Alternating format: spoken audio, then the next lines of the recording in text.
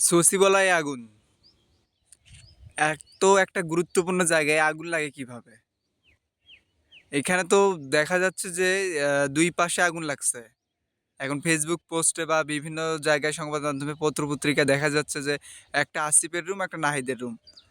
মানে যেখানে গুরুত্বপূর্ণ নথিগুলো ছিল আওয়ামী লীগের বিরুদ্ধে, আওয়ামী লীগ যে খুনি, আওয়ামী লীগ যে ফ্যাসিস্ট প্রমাণিত করার জন্য যে নথিপত্রগুলো ছিল সেই জায়গায় আগুন লাগছে। এখন বোঝা যাচ্ছে এটা পরিকল্পিত আগুন লাগানো।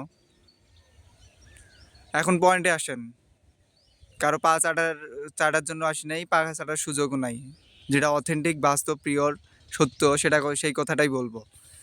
কারণ কথা হচ্ছে জনতা, ছাত্র জনতা এত রক্ত দিয়ে, এত জীবন দিয়ে একটা স্বাধীনতা আনছে, একটা পরিবেশ সৃষ্টি করছে যেখানে ন্যায় বিচার হবে, অন্যায়ের বিরুদ্ধে প্রতিবাদ হবে, ঘুষ দুর্নীতি সবকিছু সবকিছু উঠে যাবে।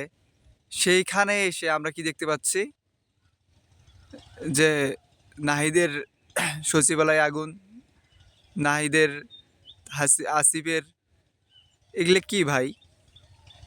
এগুলো তো পরিকল্পিত। এখন এটা পুরো দায়ভার হচ্ছে আমি বলবো আসিফ এবং নাহিদেরই, এবং প্রধান উপদেষ্টারও আমি দোষ দিব।